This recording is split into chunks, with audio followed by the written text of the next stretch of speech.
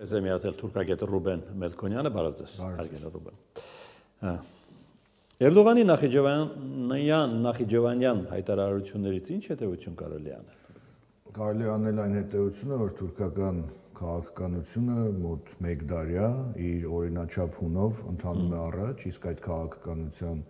թիրախում իրենց ձևակերպմամբ Զանգեզուրի միջանցքն է, որը դեռևս 1920-ականներից թուրքական քաղաքական, այսպես ասած, կարելի ասել գերնպատակներից մեկն է, որի հաջորդ քայլը արվել է 1930-ականներին, երբ Թուրքիա եւ Իրանի միջև տեղի ունեցան տարածքների փոխանակում, որով Թուրքիան ցամաքային կապ ձեռք բերեց Նախիջևանի հետ, այո, եւ դրա հաջորդ քայլն էլ հիմա է եւ տեսնում ենք, որ դա ներկայացնում է ոչ թե որպես միայն Թուրքիայի կամ Ադրբեջանի, այլ թուրքական աշխարհի, այսպես ասած, կարևոր նպատակ։ Իսկ Էրդողանի հայտարարությունները նաև իհարկե քողարկված են, այսպես ասած, ընդհանուր շահի, այսպես վարագույրով, որ դա ձեռնտու կլինի բոլորին, բայց իրականում վատ քողարկված, այսպես ծավալապաշտական դրսևորում։ Դե հիմա այնպիսի բաներ են տեղի ունենում, որոնք արդեն քողազերկված են իսկապես։ Իհարկե, մանավանդ որ նաև ձևակերպումների հետ կապված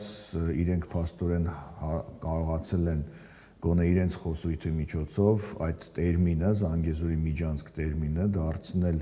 բավական շատ արծարծվող տերմին, այնինչ այդ տերմինի ձևակերպումը որևէ փաստաթղթում ոչ թուրք-ադրբեջանական, այլ ավելի լայն միջազգային տարածաշրջանային այդպիսի ձևակերպում ըստ էության որևէ տեղ չկա։ Եթե Հայաստանը աշխատանք չկատարի Զանգեզուրի միջանցքի բացման ուղղությամբ, այն անցնելու է Իրանով։ Երբ սա Էրդողանն է ասում, պետք է անպայման մտածել, թե տակը ինչ կա, որ այդպես կարծում տակը հեռացնում է հարցը։ Այո։ Տակը կարող ենք առնվազն երկու բան տեսնել։ Մեկը, ինչպես ասացի, այդ շահագրգռվածությունը, որ մենք սա տնտեսական կարող է ինչ-որ բարիք բերել տարածաշրջանին,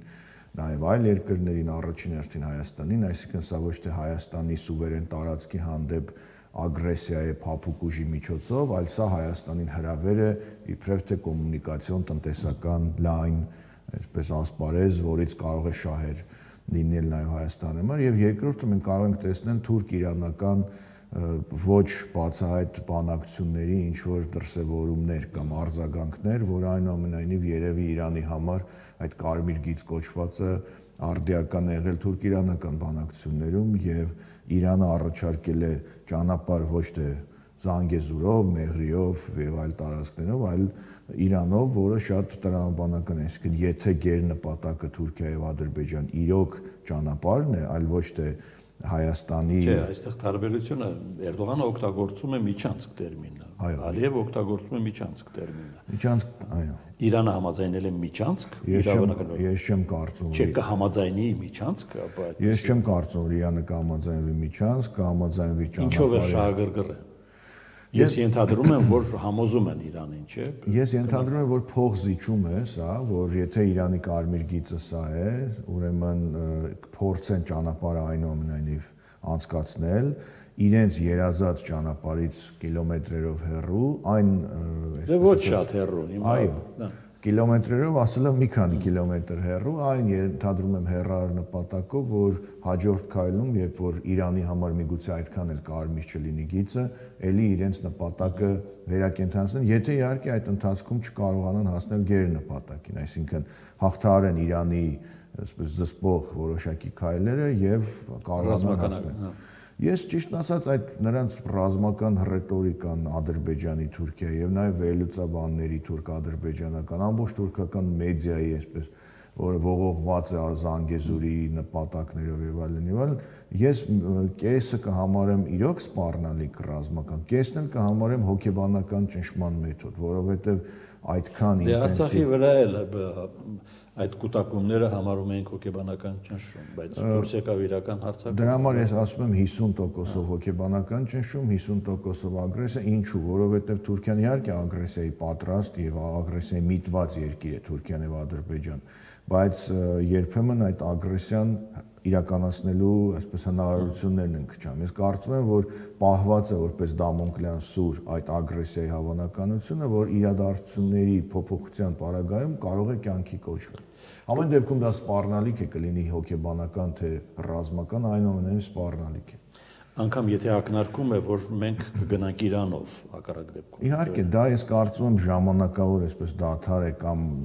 սիրաշահելու քայլ, որ մենք մենք Թուրքական մանևր, այո, կարող ենք ասել, բայց դրանից մենք ոչ միայն պետք է չէ, այսպես ասած, հանգստանանք, ավելի պետք է զգոնանանք, որովհետև թեման եւ սպառնալիքը շարունակում է մնալ արդիական, որովհետև Էրդողանի հռետորաբանության մեջ Թուրքիայի ընդհանրապես արտաքին քաղաքական պես ուղենիշների մեջ Զանգեզուրը գեր նպատակ է, եթե կհիշեք, ուրեմն 44-օրյա պատերազմից հետո Էրդողանի առաջին հայտարարությունը, եթե չեմ սխալվում, Բաքվի զորահանդեսի ժամանակ նաև այն էր, որ այս պատերազմի արդյունքը ավելի կարևոր է Զանգեզուրի միջանցքը, քան անգամ Արցախի օկուպացիան իրենց համար։ Դե անգամ կարծիք կա, որ Արցախյան պատերազմը ոչ միայն Արցախը հետ գրավելու նպատակ էր հետապնդում, այլ հենց այդ նշած նպատակին հասնել։ Իհարկե, որովհետև սա այսպես ավելի կարևոր եւ ֆունկցիոնալ առումով տարաբնույթ հարց է, որը նաեւ կարող է ունենալ որոշակի հետագա քայլեր, իսկ հետագա քայլը չքողարկված պանթյուրքիստական այդ նպատակներն են, թյուրքական ճանապարհ եւ այլն եւ այլն։ Մի նշբերանգ էլ կա այստեղ, օրեր առաջ Շոյգուն էր գնացել Իրան եւ կարծիք կա, որ Շոյգուն չի հաջողվել համոզել Իրանին։ Իսկ ինչ է ուզում Ռուսաստանը Իրանից, հա։ Իմ կարծիքը հետեւյալն է, ես երբ որ այս թեման ուսումնասիրում եմ, Զանգեզուրի միջանցք թեման, իդեպ արդի եղել նաեւ սովետական միության ժամանակ եւ սովետական Հայաստանի եւ սովետական Ադրբեջանի միջեւ, որ նայում ենք նույն Հեյդար Ալիև, Կարեն Դեմիրճան բանակցություններում այս ճանապարհը իհարկե չի կոչվել միջանցք, Մեղրիով ճանապարհ եւ այլն, միշտ եղել է արդիական։ Եվ այն ժամանակ էլ Մոսկվան, այսինքն կենտրոնական իշխանությունները ստեղծան շատ լուրջ բան չեն տեսել դրա մեջ, խոչընդոտ չեն տեսել։ Այդ միտումը կա նաեւ հիմա, այսինքն այն ժամանակ ընդհանրապես սովետական տարածք։ Այո, բայց այդ մտածողությունը տեղափոխվել է նաեւ ներկայիս ռուսական գոնե մի հատված, այսպես ասած, իշխանական բուրգի,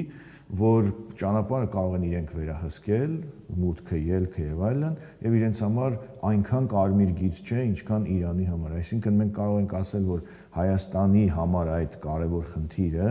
ունի մեկ հստակ գործընկեր, ում շահը մեր հետ համընկնում է տվյալ պարագայում, դա Իրանն է։ Այսինքն Թուրքիան որպես ագրեսիվ պահանջող, Ռուսաստանը որպես այս խնդրում իր մասնաբաժինը ունեցող եւ Հայաստանին եւ Թուրքիային ինչ որ առումով ձեռնտու մի երկիր եւ Իրանը, որի համար անընդունել են։ Ենթադրում եմ, որ ռուս-իրանական բանակցությունները նաեւ այդ ենթատեքստն են ունեցել եւ իրանական կողմի կարծում եմ, որ սկզբունքային դիրքորոշումը նաեւ դրսևորվում է գոնե այս բացահայտ հռետորաբանության մեջ, ինչի մասին արդեն խոսում ենք։ Այսինքն ռուսներին միջանցքն է հետաքրքրում, թե կարևոր չէ ռուսների համար, դա միջանցք է կոչվում, թե ճանապարհ, այլ վերահսկողություն։ Վերահսկողությունն է իրենց համար կարևոր, կարող են նրանք հասնել նրան, որ դա չկոչվի միջանցք։ Ալիևը իր ելույթներում ներքին լսարանի համար, Թուրքիան ներքին լսարանի համար դա կարող է անվանել միջանցք, իրավական առումով չձևակերպի որպես միջանցք եւ լինի ռուսական վերահսկողության ներքո։ Այսինքն, եթե Հայաստանը անգամ համաձայներ ճանապարհի կոմունիկացիայի վերահսկողությունը թողնելով ռուսներին, այս աժոտաժը չէր առաջին այնտեղ։ Տեսեք, Հայաստանը ճանապարհի ըստ էության համաձայն է, բայց թուրքական նպատակները եւ նկարտումները լիովին այլ են։ Հետևաբար դա ոչ թե ճանապարհ է, դա ոչ թե ուղղակի կոմունիկացիոն հասարակ ինչ որ խնդիր է, այլ սա գերնպատակ է եւ իրենք չեն էլ թաքցնում կամ գոնե փորձում են քողարկել, բայց չի քողարկում։ Հետևաբար սա ավելին է, քան ճանապարհ, եղել է միշտ ավելին, քան ճանապարհ 1920-ականներին, 20-րդ դարում եւ հիմա էլ շարունակում է մնալ որպես կարևորագույն տարածաշրջանային քաղաք, նույնիսկ կարող ենք ասել համաշխարհային խնդիր, այսինքն Սյունիքը այսօր շարունակում է մնալ համաշխարհային քաղաքական պրոցեսների ծիրում, ոչ միայն Ռուսաստան, Իրան, Թուրքիա, ինչպես տեսնում ենք, այլև այս խնդիրը նաև հետաքրքիր է ոչ միգուցե շատ ուժեղ, շատ ակտիվ, բայց նաև արևմտյան բլոկին, այնպես որ սա մեծագույն աշխարհաքաղաքական համաշխարհային խնդիր է։ Այսինքն Թուրքիան եւ Ռուսաստանը հարավային Կովկասում միշտ են առաջնորդվել մեծ պայմանավորվածությամբ, թե ում ինչ կհաջողվի։ Այդ թվում հիմա, շատ կարևոր է հիմա նրանք։ Ես այսպեսի մի մեջբերում անեմ, լուսահոգի մի արևելագետ կար Տիգրան Հայրապետյան, որ ասում է, որ Ռուսաստանն ու Թուրքիան ունեն դարավոր ավանդույթներ միշտ քրիտիկական իրավիճակներում համաձայնության գալու։ Դա կարող է դրսևորվել Բալկաններում, դա կարող է դրսևորվել Մերձավոր Արևելքում, տվյալ պարագայում Հարավային Կովկասում, որտեղ մեծերի խաղի ժամանակ այսպիսի հարցերը միգուցե շատ ավելի հեշտ են լուծվում։ Հետևաբար այդ տրադիցիան թուրք-ռուսական ձեռք բերել պայմանավորվածություններ անգամ ամենաբարդ իրավիճակներում մենք տեսնում ենք։ Նաև կա փաստորեն այսպիսի մի բան, որ այն անձեռնմխելի տարածաշրջանը, որը համարվում է ռուսական գոնե ազդեցության գոտի, Հարավային Կովկասը, հիմա ճակերտավոր հյուրընկալել է եւս մեկ խաղացողի Թուրքիայի եւ Ռուսաստանը փաստորեն այդքան ագրեսիվ չի փորձում դուրս մղել Թուրքիային, այլ փորձում են երկուսով տեղավորվել այս տարածաշրջանում։ Նաև այս հարցի համապատկերում ես կարծում եմ, որ այդ պայմանավորվածությունները կարող են լիովին տեղավորվել մեծ քաղաքականության այս տիրույթում։ Այսինքն Արցախյան վերջին բռնկումը ռուսական կողմը կարող էր զսպել, բայց հաշվի առնելով ձեր ասածը չի գնացել այդ առճակատման։ Ես չեմ կարող ասել այդ հարցը թե կարող էր զսպել եւ չզսպեց եւ այլն, ես կարող եմ հարցի տեսական կողմը նայել, որ մեծ ռուս-թուրքական պայմանավորվածություն, որի ոչ բոլոր դրույթները կարող են ձեռնտու լինել Հայաստանին կամ այլ պետություններին, կարող է կյանքի կոչվել եւ մենք տեսնում ենք, որ այդ ամեն ինչը կա, բայց մեր խնդիրն է այնպես անել, որ ռուսական մտածողության մեջ հայկական շահերը համահունչ լինեն իրենց շահերի հետ։ Այսքան ժամանակ երկար տարիներ հենց այդպես էլ փորձել ենք անել, որ մեր շահերն ու ռուսական շահերը փորձենք իրար կապել, որպեսզի չլինի այնպես, որ հերթական անգամ հայկական շահերը ստորադասեն։ Դե հասկանալի է, բայց մեր մոտ կար միամիտ այսպես համոզմունք, որ եթե ռուս խաղապահը գտնվում է այնտեղ, գոնե մենք պետք է առժամանակ հանգիստ լինենք։ Ես կարծում եմ, որ ոչ միայն մեր։ Բայց վերջին այդ երկու օրերի վայրագությունները ճիշտ հակառակի մասին վկայեցին։ Ես կարծում եմ, որ այսպիսի մի ձևակերպում կա տարբեր տեղերում, որտեղ եղել են խաղաղապահներ, տեղի են ունեցել տարբեր վայրագություններ եւ խաղաղապահների միսիան իմ կարծիքով գերագնահատված է։ Եթե չեմ սխալվում, Ռուանդայում նույնպես խաղաղապահներ են եղել եւ տեղի ունեցել այն ինչ եղել է։ Այսինքն մեզ մոտ այո միամիտ մի ընկալում կա խաղաղապահների, չգիտեմ, մեծ եղբայրների եւ այլն հետ կապված, որոնք կապ չունեն մեծ քաղաքականության խաղի կանոնների հետ։ Եվ հերթական անգամ միամտաբար հավատալ այդպիսի թղթե շերեփների բերում է այսպիսի հետևանքների։ Դե Լաչինի Միչանսկի վերցնել հենց կարելի է այս ամենի նախերգանք։ Միանշանակ, որովհետև եթե Լաչինի Միչանսկը ամրագրված էր, որ պետք է լինի խաղաղապահների վերահսկողության տակ եւ փաստորեն դա խախտվել էր, դրանից հետո արդեն այլ խախտումներ ըստ էության սպասելի էին։ Հիմա գանք այսօրվա, այսպես դիվանագիտական ռուս-ամերիկյան առճակատմանը, ամերիկացիները ուղիղ աջակցություն են հայտնում Լեռնային Ղարաբաղի բնակչությանը, Հայաստանի ինքնիշխանությանը, ժողովրդավարությանը, հասկանալի է։ Դա անում է ՆԱՏՕ-ի կառավարող երկիրը։ Թուրքիան Միչանսկի է ուզում, ՆԱՏՕ-ի ակնառու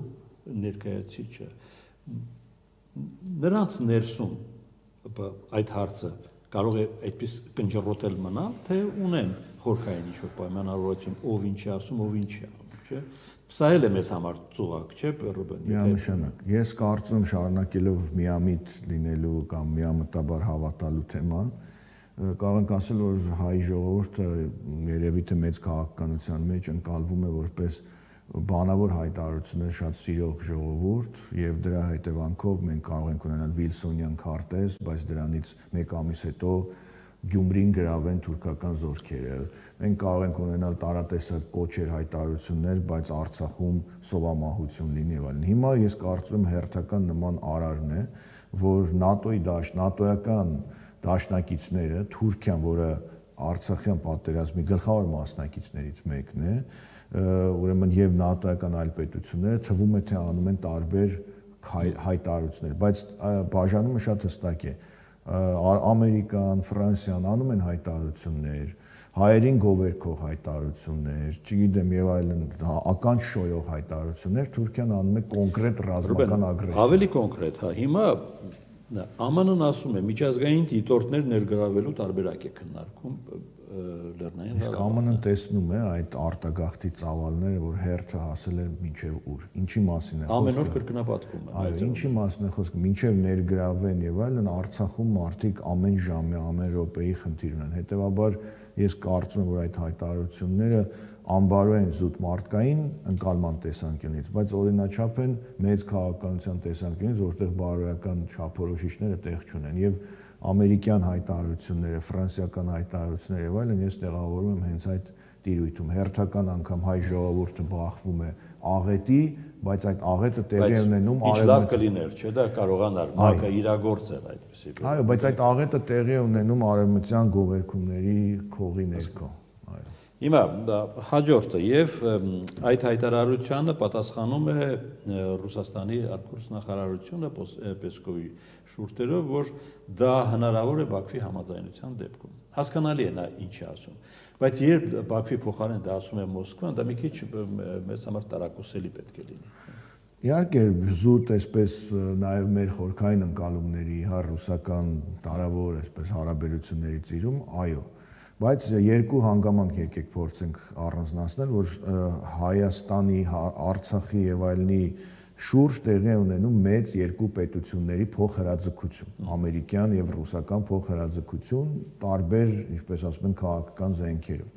Եվ Պեսկովի հայտարարությունը առաջինը խորհրդանշում է, որ դուք հողի վրա չգտնող, այսինքն իրականությունից կտրված հայտարարություններ եք անում ուղղակի սիրաշահելու հայ ժողովրդին, իսկ իրականությունը լիովին այլ է։ Եվ այստեղ նաև ուզում եմ մենք մի բան էլ փաստենք, որ այս ամբողջ ընթացքում, այս ագրեսիայի, Ադրբեջանի ցեղասպանության եւ այլնի ընթացքում չի դադարել Ադրբեջանի եւ Արևմուտքի միջև նավթագազային առևտուրը, Մեծ Բրիտանիայի եւ մյուսների տնտեսական շահերը որևէ կերպ չեն տուժել։ Ոչ էլ դադարել է Ռուսաստանի եւ Ադրբեջանի նավթագազը։ Իհարկե, այսինքն հայ ժողովուրդը նայում է, թե ով ավելի ականջահաճո հայտարարություն կանի, բայց նրանք շարունակում են իրենց եւ տնտեսական եւ քաղաքական կայուն, այսպես հարաբերությունները եւ զարգացնում են դրանք։ Եվ Պեսկովի նաեւ եթե մի փոքր այսպես դիտարկենք, որ նա նաեւ իդեպ թուրքագետ է եւ մի գուցե Այսինքն եթե անգամ Բաքուն համաձայնի, մենք չենք թողնի դատին։ Այսինքն ուզում են ցույց տալ, որ տողատակը երևում է Իհարկե, տողատակը շատ հստակ երևում է։ Ամեն ինչ հստակ երևում է, բայց հայ ժողովուրդը հերթական անգամ բախվում է այդ տողատակերը չտեսնելու։ Հիմա ամեն դեպքում մենք ունենք ռուս խաղապահներ Արցախում։ Անգամ այս արավիրքից հետո նրանք են գտնվում այնտեղ։ Հիմա պակաս կարևոր հարց չէ ռուս խաղապահների մանդատի հարցը։ Եթե Ադրբեջանը այս կուրսը կարողանում է հաջողությամբ իրագործել, այդ դեպքում հաջորդը կլինի մանդատի հարցը։ Եկեք առաջինը ֆիքսենք, որ ամենակարևորը մեր հայրենակիցների կյանքի հարցն է։ Եվ տեսեք, ռուս խաղապահները գոնե փորձել են ինչ-որ որոշ թվով հայերի փրկել, որոշ թվով հայերի ապաստան տալ, այսինքն այնտեղ չկան այլ ուժեր, որոնք կարող են դա անել։ Եվ մյուսը, եկեք մտածենք արդյոք Արցախի լիակատար հայաթափումը ձեռնտու է կողմերին։ Եթե մնա սիմվոլիկ ներկայություն, ինչպես օրինակ Թուրքիայում սիմվոլիկ մի հայկական գյուղ, սիմվոլիկ ներկայության սահման պետք է գծել, ինչպես է պատկերացնում։ Ենթադրում եմ, որ կարող են գծել, չգիտեմ, Ստեփանակերտի ինչ-որ հայ համայնք, օրինակ, որը կարիք կունենա դեռ մի քանի տարի խաղապահների ներկայության մինչև որ որոշակի խնդիրներ լուծվեն։ Այսինքն ինձ այդքան չի անհանգստացնում ռուս խաղապահների մանդատի երկարացման հարցը, որը կարող է լուծվել ռուս-ադրբեջանական բանակցություններով կամ կարող է չլուծվել, այլ ինձ անհանգստացնում է այն, որ հազարամյա պատմության ընթացքում առաջին անգամ Արցախը կանգնած է լիակատար հայաթափման շեմին, որ երբեք չի եղել որևէ դարում, անգամ որևէ տոտալիտար պետության կառավարման ժամանակ։ Եվ վերջինը Ռուբեն։ Հիմա մի քանի օրից Գրանադայում այդ հնգակում հանդիպումն է։ Այնինչ տեղի ունեցավ փոխում է այդ օրակարգը։ Ես կարծում եմ, որ օրակարգի վրա որոշակի շեշտադրումներ կարող են փոխել, որովհետև հատկապես կոմունիկացիաների։ Այո, որովհետև հիմա իրավիճակը այլ է, փաստացի այն պահանջները, այն կապիտուլյացիոն պահանջները, որ Ադրբեջանը ներկայացրել է, փաստացի դրանք կյանքի են կոչվում, հետեւաբար այդ հանդիպումն էլ արդեն իր շեշտադրումներով կարող է լինել այլ կամ գոնե շեշտադրումների մեջ որոշակի տրամաբանական շեղումներ կարող են լինել։ Շնորհակալություն։ Ես եմ շնորհակալ։